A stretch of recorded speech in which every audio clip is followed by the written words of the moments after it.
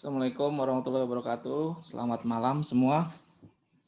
Waalaikumsalam warahmatullahi wabarakatuh. Aku juga, Pak. Ya, baik. Kita mencoba, ini pertemuan keberapa ya? Ke-12 ya. Ke-12.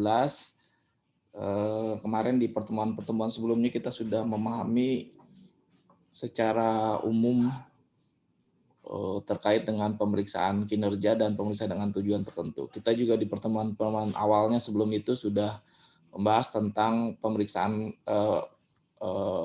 laporan keuangan ya. Nah sekarang di pertemuan terakhir ini kita akan fokus nih. Jadi kita akan fokus di bagaimana pemeriksaan laporan keuangan yang dilakukan oleh BPK. Dan ini memang pemeriksaan rutin untuk laporan keuangan negara dan daerah. Dan ini juga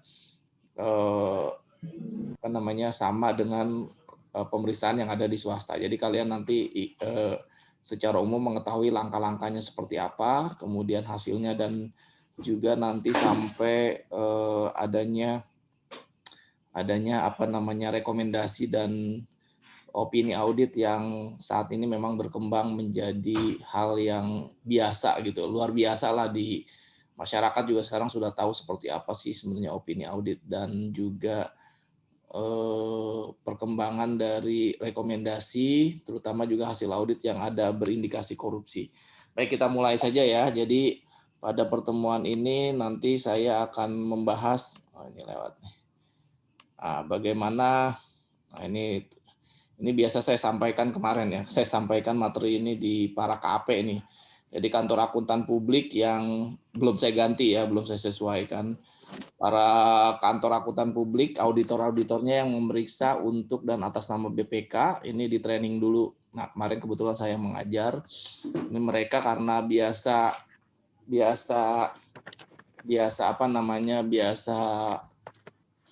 melakukan audit di sektor swasta, akan agak berbeda nih. Makanya mereka di training dulu selama 5 hari, diklatkan apakah mendapat sertifikasi atau tidak.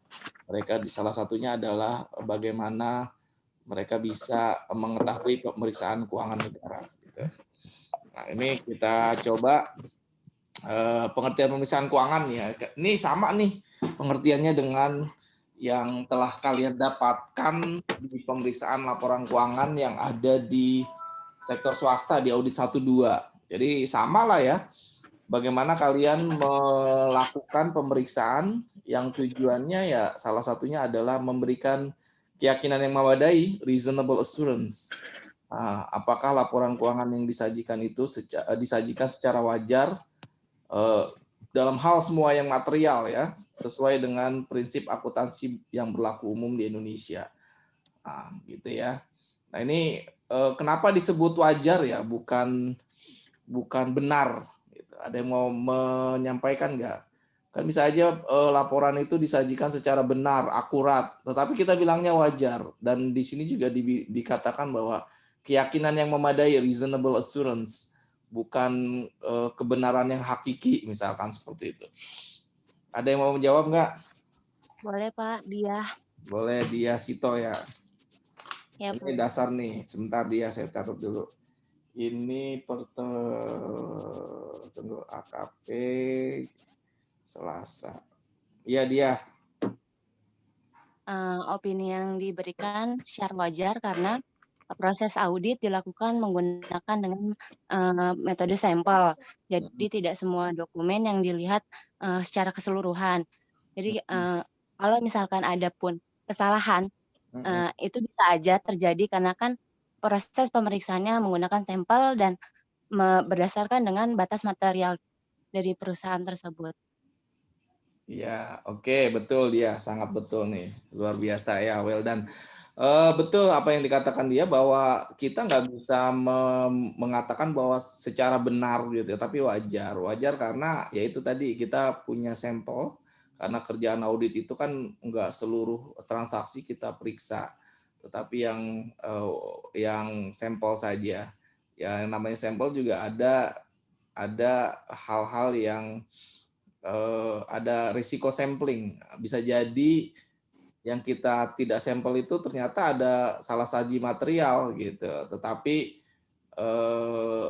kita harus meyakinkan tingkat keyakinan kita ya, jadi 95%, artinya 5% itu ya kemungkinan ada error gitu ya. Dan juga material, terhadap hal-hal yang tidak material itu kita tidak periksa. Itu betul sekali ya Dia ya tadi. Jadi itu reasonable assurance ini sama ya, konsep ini sama dengan yang di pemeriksaan di swasta. Ya karena memang standarnya kan sekarang sudah sama. Kemarin kita udah belajar SPKN, standar ISAI dengan SAI itu sudah mengacu kepada standar yang internasional. Jadi swasta sama private sama pemerintahan itu sudah hampir sama sekarang. Paling lingkungan bisnisnya aja yang berbeda gitu. Sekarang akuntansinya pun hampir sama lah. Akuntansi standar akuntansi pemerintahan dengan swasta ada perbedaan-perbedaan sedikit saja. Gitu ya. Nah ini ya. Jadi langkah-langkahnya itu panjang nih ya sebenarnya ya. Kalau kita belajar metodologi pemeriksaan keuangan itu mulai dari perencanaan, pelaksanaan, pelaporan. Intinya gitu aja ya. Nanti kalau kalian pahami lagi di masing-masing ini sama dengan yang kalian pelajarin di audit 1. Jadi intinya adalah bagaimana nanti kalian di perencanaan itu ujungnya adalah menyusun program pemeriksaan. Nah, di perencanaan itu juga banyak langkah-langkahnya. Salah satunya adalah intinya adalah ya kita pemahaman bisnis entitas nih gitu ya. Jadi pemahaman bisnis entitas itu perlu kita ketahui dulu. Kita juga mengacu kepada pemeriksaan sebelumnya dan prosedur analitis awal. Nih kalian sudah tahu ya prosedur analitis itu. Ada yang tahu nggak kira-kira prosedur analitis dalam audit itu contohnya seperti apa? Analytical review sebenarnya. Prosedur analitis terhadap biasanya laporan keuangannya. Apa sih yang dilakukan ketika kita melakukan prosedur analitis? Kalau kalian lihat di sini, prosedur analitisnya ada di mana-mana nih. Di perencanaan ada prosedur analitis awal. Kemudian di pelaksanaan juga ada analitis akhir. Nanti di pelaporan juga kita cek lagi nih. Jangan sampai nanti apa yang kita koreksi itu salah gitu ya. Jadi prosedur analitis itu ada di mana-mana. Kira-kira apa sih prosedur analitis itu? Silakan ya. Kalau ada yang mau menjawab, saya kasih poin nih nanti. Apa yang dimaksud dengan prosedur analitis? Ini ketika kita merencanakan, kita harus tahu nih prosedur analitis. Analytical review. Nah, ini bisa nanti secara vertikal, secara horizontal. Ada yang tahu? Yang penilaian resiko bukan Pak kayak gitu? Bukan. Oh, bukan. Iya. Analytical review itu seperti apa? Saya kasih clue aja terhadap laporan keuangan itu biasanya angka-angkanya yang kita periksa. Nah, angka-angkanya dari laporan keuangan ini kita dapat nih. Ini loh Pak yang mau diaudit nih pemerintah daerah Kabupaten Bogor misalkan ngasih ini loh. Nah, kita angka-angka di LRA, di neraca itu ya kita lakukan analytical review. Bentuk-bentuknya seperti apa analytical review? Contohnya apa? Ini lobetnya lebih parah dari mama. Ada? Nonton setengah jam aja udah lobet dari 60. Ada yang mau ini ada yang ngomong nih, ada yang mau jawab. Mungkin Ivana ini ya.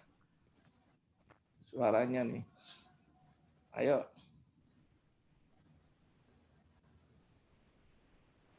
Ada yang mau jawab? Masa nggak ada yang tahu sih? Saya Pak. Iya, siapa nih? Nggak kelihatan di saya.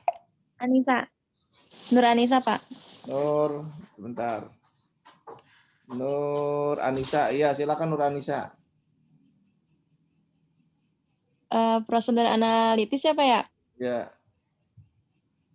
Itu prosedur itu dengan melakukan evaluasi Pak. Jadi dari informasi keuangannya itu yang dibuat itu dipelajari hubungan rasionalnya antara si data keuangan yang satu itu dengan data keuangan yang lain. Ya betul. Terus? Jadi untuk ya udah itu Pak. Contohnya Pokoknya untuk mengevaluasi aja. Contohnya gimana? Contohnya misalnya melakukan perbandingan antara si total biaya gaji dengan si jumlah tenaga personal tenaga si karyawannya itu Pak. Ya. Oke betul Anissa ya. Contohnya banyak sih sebenarnya ya. Nur Anissa betul.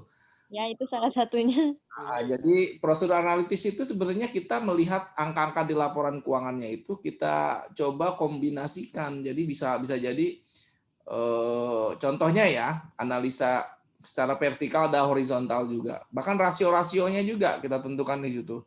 Jadi kita mau melihat paling gampang adalah aset sama dengan apa rumus akuntansinya? Aset sama Harta tambah modal. ya Tambah hutang tambah modal modal ekuitas. atau ekuitas. Tambah modal, maaf. Kita lihat dulu, jadi lihat dulu asetnya berapa, modalnya berapa, ekuitas berapa, sama nggak nih aset sama dengan modal. Itu yang paling sederhana sebenarnya. Kalau ternyata kita cek ada kesalahan, nah pasti ada angka yang salah nih, error. Itu pasti ada koreksi kita nanti. Gitu. Tapi kan nggak mungkin nggak sama ya. Itu parah banget lah kalau itu saja sudah nggak imbang gitu ya. Itu salah satu contoh. Atau kalau di keuangan pemerintah itu paling gampang ya misalkan ya SILPA, sisa lebih perhitungan anggaran sama dengan pendapatan ditambah pengeluaran ditambah sama dengan kan defisit atau surplus. Nah, surplus atau defisit ditambah dengan penerimaan pembiayaan dikurangi pengeluaran pembiayaan, itu harus sama dengan SILPA gitu. Atau mutasi aset gitu ya. Mutasi aset di tahun itu sama dengan jumlah belanja modal. Begitu-begitu yang kita periksa nih, pasti ada biasanya. Kita ada rumus-rumusnya nih. BPK itu, auditor BPK ketika mau audit itu sudah dibekali bagaimana melakukan perhitungan rumus-rumus seperti itu. Nah itu ya. Nah nanti juga di pelaksanaan begitu kan, pelaksanaan kita cek lagi nih. Sampai pelaporan, jangan-jangan apa ya kan audit itu melakukan koreksi ya terhadap laporan keuangan itu. Kita koreksi jurnalnya tambah kacau nih. Nah, makanya kita uji lagi jangan sampai nanti jurnal yang kita usulkan malah menjadi tidak imbang gitu. Jadi prosedur analitis itu penting. Nah, itu ya, kira-kira seperti itu. Tapi ya di perencanaan juga, di perencanaan itu akan kalian beberapa langkah yang diantaranya adalah pemahaman SPI itu penting. Jadi kalau kalian memeriksa itu, kalian rely on SPI, sistem pengendalian intern. Hasil SPI-nya itu sangat diperhatikan tuh, karena kalian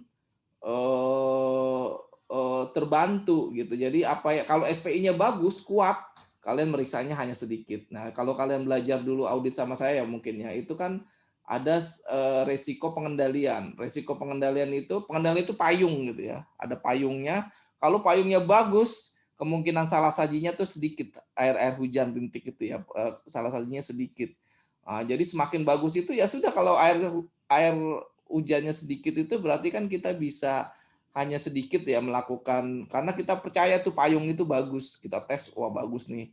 Ketika kita tes of controls, tes pengendalian intern bagus, ya udah. Jadi yang kita periksa itu yang hanya sisa-sisa rintik-rintiknya itu yang tidak, yang namanya SPI kan tidak efektif 100% gitu. Pasti ada rintik-rintik hujan yang bocor gitu ya, yang mengenai tubuh kita. Itu yang kita periksa.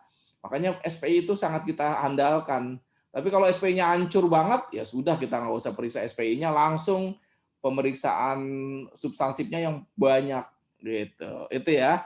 Nah, itu juga di perencanaan kita mengidentifikasi resiko awal. Resiko sudah saya kasih tahu ya, resiko audit itu jelas. Ini susah saya gambarkan ya karena nggak ada papan tulis nih. Resiko audit itu kita tentukan dulu, resiko bawaannya kita tentukan, resiko kontrolnya, resiko deteksinya, sampai kita dapat seberapa besar sih sebenarnya yang kita cari sebenarnya resiko deteksi ya. Karena resiko deteksi itu menentukan seberapa banyak prosedur audit yang akan kita lakukan gitu. Itu ya.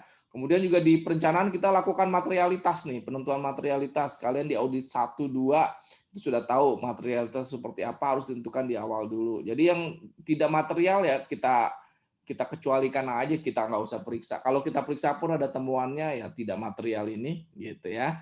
Kemudian metode uji petiknya. Kalian penting nih, uji petik itu ya contohnya kita mau sampel. Sampelnya pakai apa? Purposive sampling, pakai contohnya beberapa ya, ada yang probability sampling, ada nanti atribut sampling. Nah, ini perlu dipelajari nih. Jadi pemilihan sampel itu penting, tergantung karakteristik dari populasinya. Tuh. Kemudian ya ini tambahan aja nih ya, pemenuhan kebutuhan pemeriksa. Kita pemeriksa itu berapa Biasanya di PPK itu sudah diplot ya. Jadi butuh pemeriksa itu misalkan 6 orang. Jadi 1 orang penanggung jawab, 1 orang wakil penanggung jawab. Penanggung jawab ini yang akan menandatangani laporan LHP-nya ya. Kemudian ada 1 ketua tim, 3 orang anggota tim. Itu normalnya seperti itu. 1 orang penanggung jawab, wakil penanggung jawab kadang boleh ada, kadang nggak ada. Kalau kita ada ya, contohnya 1 orang wakil penanggung jawab, terus pengendali teknis, kemudian ada ketua tim.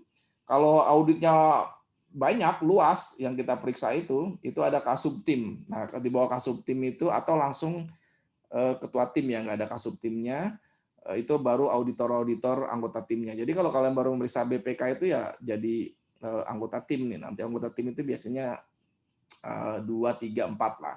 Jadi biasanya normalnya 6 untuk pemeriksaan laporan keuangan di kabupaten-kabupaten. Bisa jadi banyak kalau di kementerian itu ya bisa jadi 12 tergantung besarnya APBD, APBN yang dikelola oleh kementerian atau pemerintah daerah tersebut gitu. Itu ya. Jadi seperti itu. Ini di perencanaan. Pelaksanaan sama. Pemelaksanaan juga nanti kalian pengujian pengendalian intern. Pengendalian intern ini udah bagus, kita uji dulu lagi bener nggak nih? Jangan-jangan beda ketika kita uji melalui walkthrough. Kalau enggak ya kita rubah nih ya, kita rubah lagi resiko itu bisa berubah tergantung gitu ya. Kemudian prosedur pengujian substantif kalian juga sudah belajar sampai nanti penilaian risiko dan materialitas akhir dalam rangka opini audit gitu. Kemudian penyusunan KHP, konsep hasil pemeriksaan, dan terakhir adalah LHP. Ini ya. Ini akan kita pelajari nih. Jadi mudah-mudahan kalau kalian belajar nanti diterima di BPK misalkan ya gitu udah mengetahui langkah-langkah ini. Jadi sebagai auditor sudah siap. Walaupun nanti kalian juga akan didiklatkan.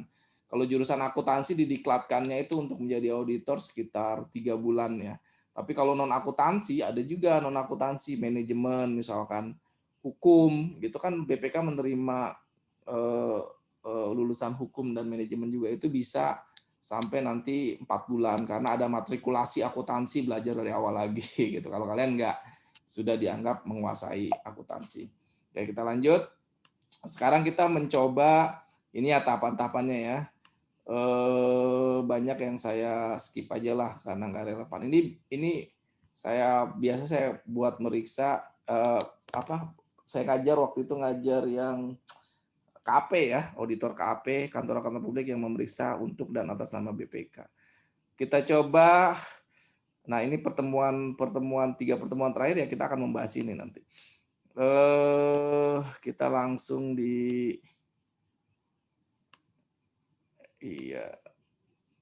oke, perencanaan pemeriksaan ya.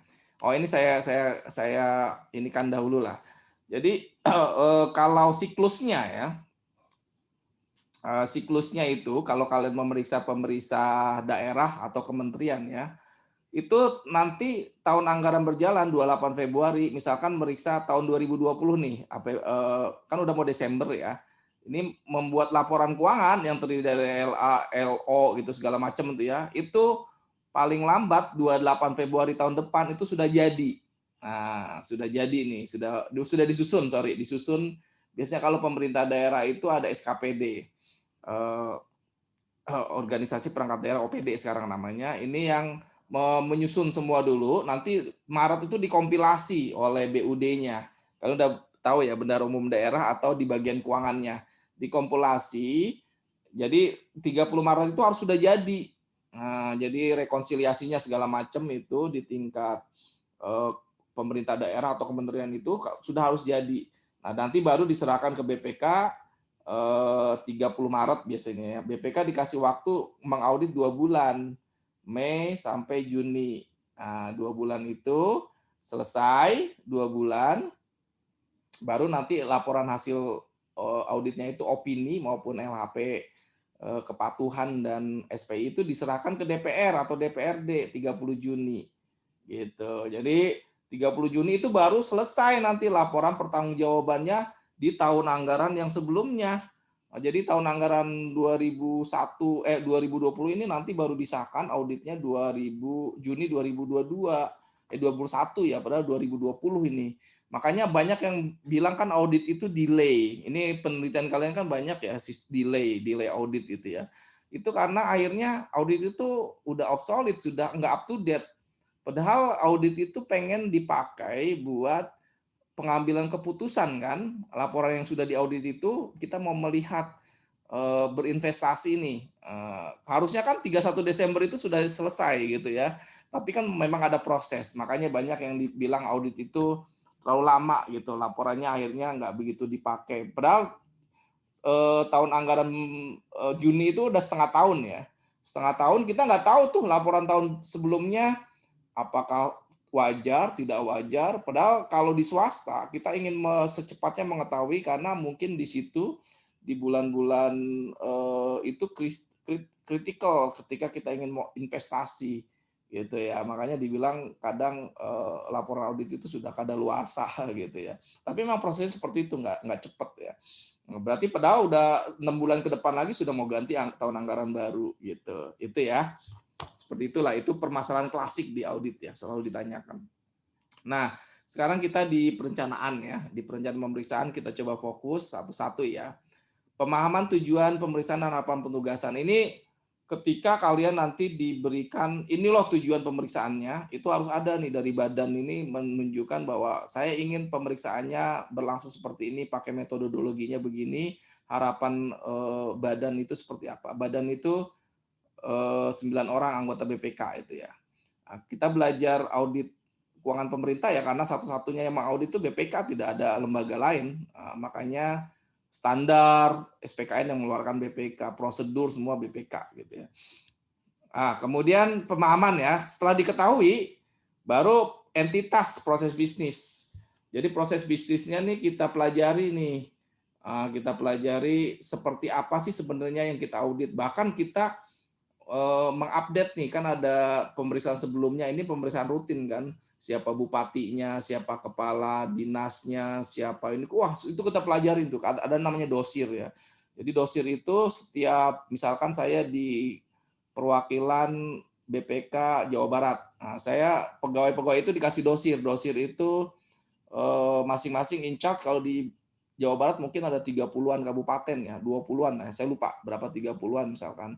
Nah, jadi saya misalkan pegawai ini bertanggung jawab dosir Kota Bogor, Kabupaten Bogor, Kabupaten Cianjur, kota Cianjur, kemudian Kabupaten Sukabumi misalkannya. Nah ini diupdate terus. Jadi kalau ada pemberitaan kita update, kalau ada tindakan korupsi di situ, siapa pergantian kepala daerahnya. Nah inilah nanti dosir-dosir ini kita lihat ketika mau memeriksa mana dokumen-dokumen dosirnya itu. Kita cek lagi. Nah, gitu, itu kita memahami entitas ini, siapa, APBD-nya bagaimana, kondisi ekonominya bagaimana, itu wajib ya. Itu yang pertama waktu di perencanaan auditor harus lakukan. Proses bisnisnya juga bagaimana di situ nanti dilakukan pelelangan gitu ya, proses bisnisnya seperti apa, ada nggak kebijakan akuntansinya yang berbeda, bagaimana penyusutannya, kebijakannya, bagaimana penghapusan barang milik daerahnya, ini kita pelajari ini. Ya. Setelah itu kita lihat pemahaman hasil pemeriksaan sebelumnya, kan ada nih ya, kita minta aja sama auditor yang lalu permanen filenya, kita lihat temuannya berapa, rekomendasinya apa, ada nggak opininya apa, WTPK, WDPK, itu tahun lalu kita lihat gitu. Itu ya. Nah, ujung-ujungnya kan nanti prosedur pemeriksaan ini ya. Ini ujung perencanaan itu prosedur pemeriksaan. Tapi kita harus ketahui dulu gitu. Nah, ini pelaksanaan prosedur analisis awal yang tadi saya sudah jelaskan. Kita lihat nih, karena laporannya 30 Maret itu dikasih, kita cek-cek dulu nih. Laporannya ada yang janggal nggak? Seperti itu kira-kira. Kemudian pemahaman SPI. Nah, caranya bagaimana pemahaman terhadap SPI? Kita cek SPI-nya. Biasanya kita kasih kuesioner bisa.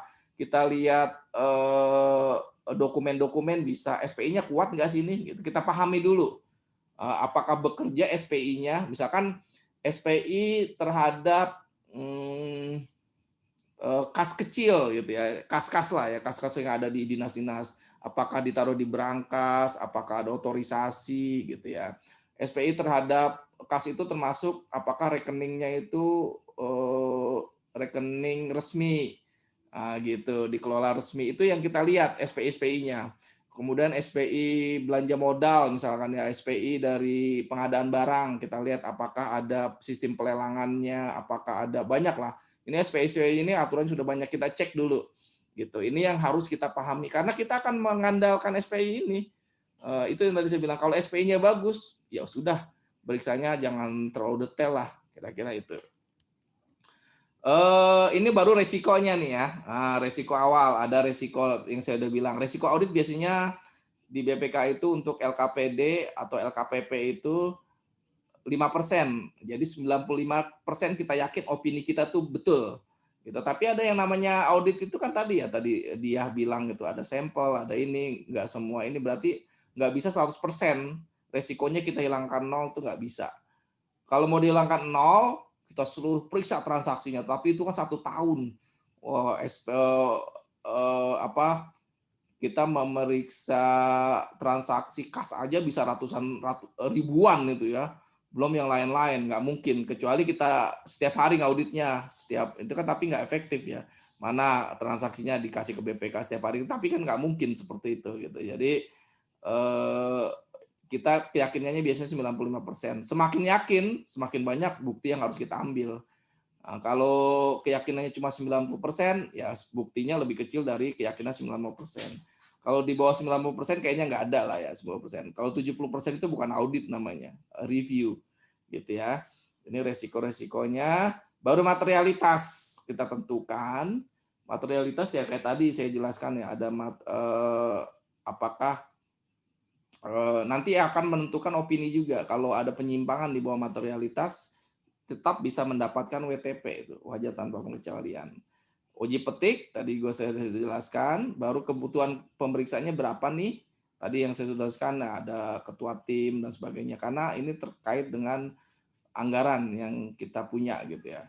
Dan yang terakhir adalah penyusunan program pemeriksaan P2 kita sebut, dan program kegiatan perorangan PKP. Gitu. Jadi dari program itulah muncul nanti prosedur-prosedur audit apa yang kita mau lakukan. Nah, dari prosedur audit itu jadi per orang itu dapat, misalkan kamu meriksa aset tetap. Nah, jadi dari 4 anggota tim itu kita bagi-bagi. Kamu meriksa pendapatan di LRA, kamu meriksa hutang.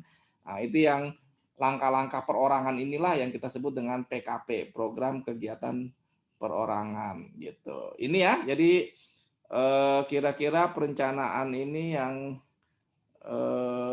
ini sebenarnya masih satu-satu ya, tetapi ya itu tadi saya bilang kalian nggak perlu terlalu detail lah ya, hanya secara umum saja nih.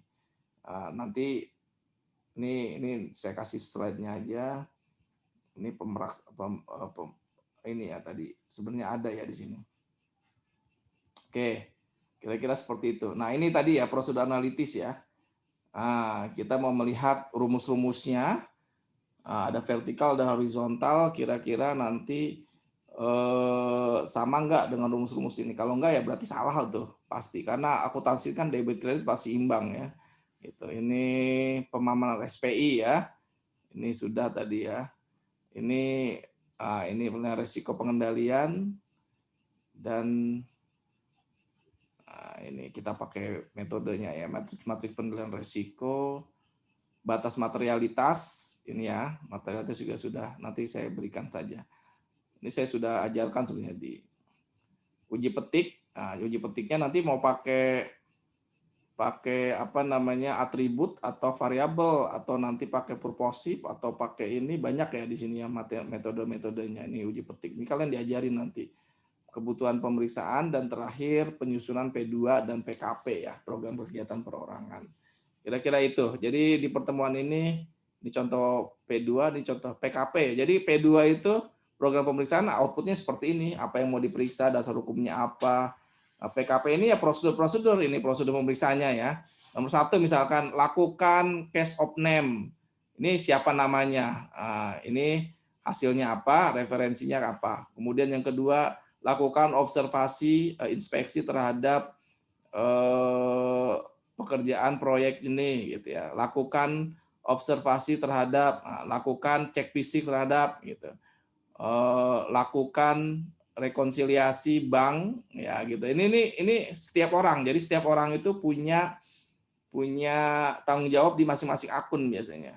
Nah, nanti kalian datang. Jadi kalau sebagai anggota tim itu misalkan melakukan rekonsiliasi, kalian melakukan rekonsiliasi, inspeksi terhadap kelengkapan surat aset tetap, misalkan harus ada STNK-nya mobil, kalian datang inspeksi ke sana, lakukan case of name, kalian melakukan case of name, hasilnya apa, dibukukan dalam kertas kerja pemeriksaan, working paper, baru nanti ini. Nah, itu working paper itu jadi buat kesimpulan kita melakukan membuat opini gitu ya. Jadi ujungnya di perencanaan audit adalah prosedur audit ini. Prosedur audit yang kalian lakukan. Kalau SPI-nya bagus, kalau resikonya kecil, materialnya tinggi, bukti auditnya sedikit, ya prosedur pemeriksaannya hanya sedikit. Gitu. Paling 1-2 saja di aset, di kas misalkan. Cuma mungkin disuruh buat rekonsiliasi. Lakukan rekonsiliasi cukup 1 saja. Tapi kalau berantakan SPI-nya, kalau SPI-nya berantakan, kemudian resikonya juga tinggi, ya bisa 10 langkah untuk memeriksa kas aja. Mungkin nanti dilihat apakah ada lakukan observasi terhadap pencatatan. Itu tambahan 1 lagi. Lakukan case of name. 1 lagi tambah. Lakukan perhitungan balik. Nah, ini banyak banget ya. Itu bisa jadi seperti itu. Jadi kalau semakin bagus suatu daerah itu, SPI-nya bagus, pemerintah tahun sebelumnya bagus, itu auditnya enak, dan itu biasanya cepat ya, cepat paling 3 minggu selesai. Tapi kalau enggak ya hampir 2 bulan itu kita manfaatkan memang buat melakukan uji substantif gitu. Jadi makanya perencanaan audit itu penting karena akan menentukan luas prosedur pemeriksaannya, waktunya bisa cepat, bisa lambat, bisa panjang, itu tergantung ya. Satu lagi sifatnya apakah pengujian substantifnya banyak atau hanya pengujian pengendaliannya saja. Nah, 3 ini ya, waktu, luas, sama sifat. Perencanaan itu mengetahui gitu. Jadi audit itu nanti dilaksanakan secara efektif. Jangan sampai sudah bagus tapi prosedur auditnya panjang. Itu kan sia-sia. Kita melakukan pemeriksaan sia-sia karena memang udah bagus, SPI-nya juga bagus. Mau 10 yang lain itu sia-sia gitu. Orang sebenarnya di situ ada pengendalian, itu ada brankas gitu ya. Masa mau kita cek opnam juga gitu. Padahal kan sudah bagus gitu. Nah, ini makanya supaya efektif ya ini. Kalau nggak dilihat mah ya seragamkan saja ini prosedur audit, tapi kan nggak begitu. Gitu ya. Jadi karena sumber daya kita terbatas, kalau yang bagus ya cukup sedikit saja, orangnya juga nggak banyak-banyak, waktunya juga nggak panjang-panjang. Gitu ya kira-kira ya. Itulah ujung dari perencanaan audit. Kita mau mengetahui luasnya pemeriksaan, sifatnya pemeriksaan, sama panjangnya waktunya pemeriksaan. Itu ya. PKP ini akan berbeda di masing-masing kabupaten yang kita periksa, tergantung tadi entitasnya, SPI-nya, bisnis prosesnya, materialitasnya, risikonya. Itulah ujung dari perencanaan. Kalau pelaksanaan ya udah, kita tinggal melaksanakan prosedur-prosedur audit ini aja. Gitu ya. Asersi ya, kita menguji asersi saja. Ini kan dari asersi juga nih sebenarnya, prosedur pemeriksaan ini dari asersi. Kalau kalian sudah belajar asersi. Oke ya. Jadi pertemuan hari ini kita cukupkan di perencanaan. Nanti pertemuan berikutnya kita coba di pelaksanaan pelaporan yang mungkin lebih detail lagi. Kira-kira seperti itu. Ada pertanyaan? Ada pertanyaan, silakan kalau ada pertanyaan di perencanaan audit. Saya Pak. Ya, silakan sebutin namanya. Muhammad Bagas, Pak. Ya, Bagas. Silakan Bagas. Saya mau tanya, Pak. Misalkan ada tim audit ya dari BPK ke daerah. Itu kan misalnya biasanya tim tuh. Berapa orang? Misalnya 6 orang. Nah, proses auditnya tuh panjang, misalnya 2 bulan. Nah, ketika di daerah itu pasti kan si daerahnya itu pas ada BPK mengaudit itu melakukan jamuan ya Pak, kayak hidangan atau gimana. Nah, biasanya di laporan keuangan si daerahnya itu nanti setelah audit dia nyantumin nggak sih Pak itu biaya jamuan audit BPK gitu Pak, atau gimana? Iya, oke. Terima kasih. Itu nggak boleh. Kalau kita dijamu tuh nggak, kalau sekedar makan ya, makan biasa, minum, biasanya orang timur itu oke lah, paling juga berapa gitu ya. Tetapi kalau sepanjang pemeriksaan 2 bulan itu dikasih makan, dibawa ke restoran, itu nggak boleh. Itu melanggar kode etik. Melanggar kode etik tuh. Itu nggak boleh, bahkan dijemput pun kita nggak boleh. Karena kalau seperti itu kode etiknya ada 3 ya, independensi, integritas, sama profesionalisme. Integritas itu sudah menerima fasilitas itu nggak boleh gitu ya. Jadi nggak boleh, dan itu bisa dihukum auditornya nanti kalau banyak ya. Jadi auditor BPK itu yang dulu ya, tapi sekarang sih sudah rapi ya. Dulu zaman jahiliyah lah, yang dulu belum ketat itu banyak yang hotelnya aja dibayarin dulu ya. Sekarang mah nggak ada lagi. Itu dulu zaman 90-an, mungkin kalian belum lahir juga kali ya. Itu karena kebiasaan ya di semua unsur ya, di semua unsur pemerintahan. Sekarang nggak. Sekarang hotelnya dibayarin, diajak makan, apalagi karaoke, diajak ini, itu pelanggaran etika dan itu dihukum gitu. Jadi ketat. Jadi kalau kalian menemukan begitu, laporin aja. Kan ada namanya Sipadu ya sekarang. Kalian foto aja, foto lagi makan bareng, kwitansinya mungkin dibayarin. Nah, ini nanti akan diproses oleh inspektorat kita. Ini ada beberapa oknum lah yang seperti itu. Itu ya nanti dikasih sanksi. Kalau ternyata memang pelanggaran berat ya bisa dikeluarkan gitu ya. Jadi itu nggak boleh. Dan saya nggak tahu kalau dia mau menjamu kwitansinya keluarnya bagaimana. Pasti kwitansi bodong, nggak mungkin mereka berani menyebutkan itu BPK ya. Tapi itu melanggar kode etik gitu ya. Jangankan ya seperti itu makan. Mungkin ya kalau lagi entry meeting kan biasanya ada bupatinya, ada wali kota, ada kepala dinasnya dipanggil, kita melakukan penjelasan audit kita tuh seperti apa nantinya, entry namanya ya. Apa yang kita butuhkan, dokumen-dokumennya. Itu biasanya dikasih snack-snack, minuman. Nah, itu masih memungkinkan, boleh lah kalau saya sih ya. Tapi ada orang yang auditor kita strict, dia nggak mau gitu ya. Dia bawa makanan sendiri, minuman. Kalau saya sih kalau ya masih minum-minuman, entry meeting aja ya, itu boleh. Tetapi kalau sudah, biasanya kita dikasih ruangan kerja gitu ya, itu nggak boleh kita menerima jamuan, itu nggak boleh sama sekali gitu. Nah, itu sanksinya berat. Jadi kalau kalian temukan, foto aja, kirim aja, dan kalian akan dilindungi sebagai pelapor gitu ya. Apalagi hal-hal lain ya, dikasih ongkos apa, itu nggak boleh ya. Itu melanggar kode etik sebagai auditor gitu ya. Jadi saya mengatakan bahwa itu tidak ada, bukan tidak ada, itu tidak boleh, Bagas. Kalaupun keluar, itu saya nggak tahu karena ilegal ya. Ilegal, apakah dia taruh di jamuan makan, di biaya makan dan minum. Nah, saya nggak tahu nih. Biasanya biaya makan dan minum memang akun sampah tuh, gitu ya. Jadi banyak sekali pengeluaran-pengeluaran, misalkan kepala dinas yang sifatnya tidak tertampung di anggaran, tidak ada anggarannya ya, dia masukin aja di makan dan minum, karena SPJ-nya gampang, itu kong kali kong aja sama restoran mana gitu ya. Saya kasih uang 10 juta, ini minta kwitansi 10 juta, saya kasih duit aja 500.000 gitu. Yang penting keluar kwitansinya. Biasanya begitu. Atau dia udah kerjasama tuh, langganan terus di situ ya, minta kwitansi yang sebenarnya nggak ada pembeliannya. Itu biaya makan dan minum ya. Biasanya masuknya ke biaya makan dan minum. Nah, ini memang perlu kita cermati di situ. Jadi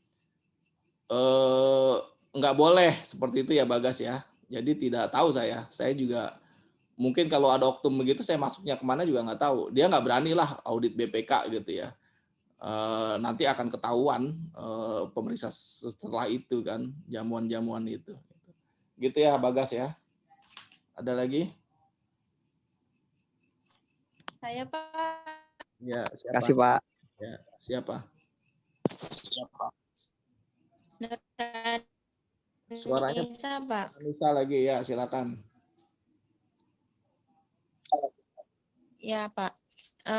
Kan di Indonesia ini kan masih ada kasus-kasus ya, Pak ya, mega korupsi yang belum terpecahkan, kayak BLBI, EKTP, sama Bank Senturi.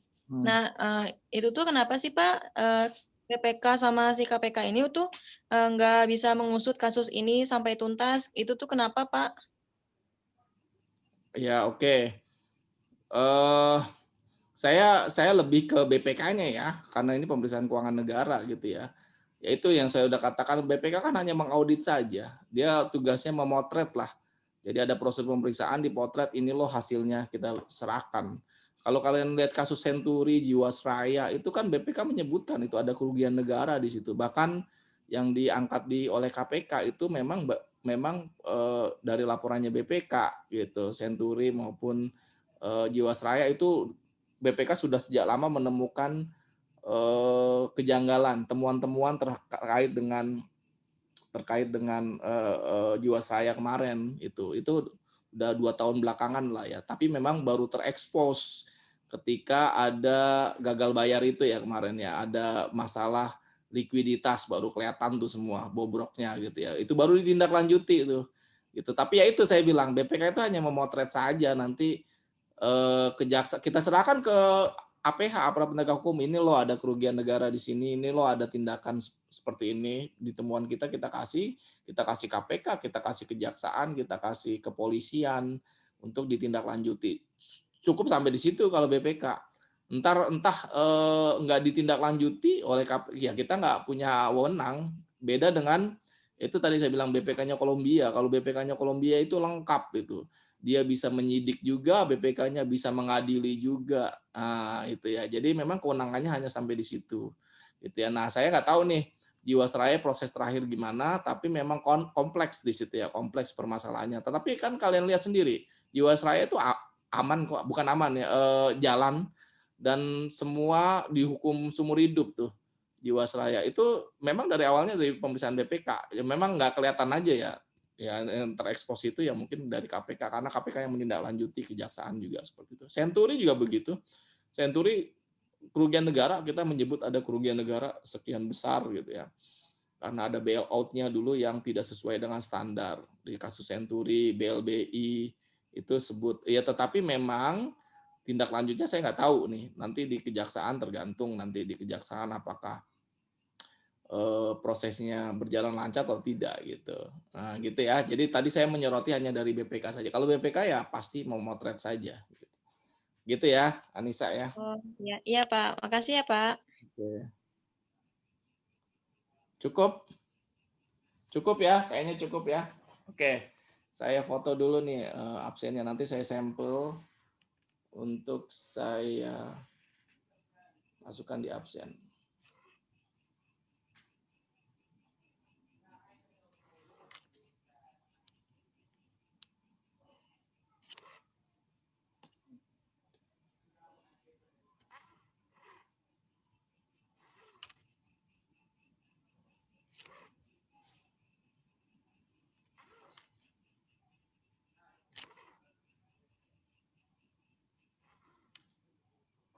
Oke, saya absen ya, tapi mungkin sampel aja nggak semua nih. Karena kemarin-kemarin sih oke. Excel, Eldiva. Excel yang tidak nyaut saya anggap tidak hadir. Sekali lagi, Excel, Eldiva. Excel, saya ulangi ya. Ada? Hadir. Oke. Siti Nura. Nura. Hadir. Andreas Kristianto.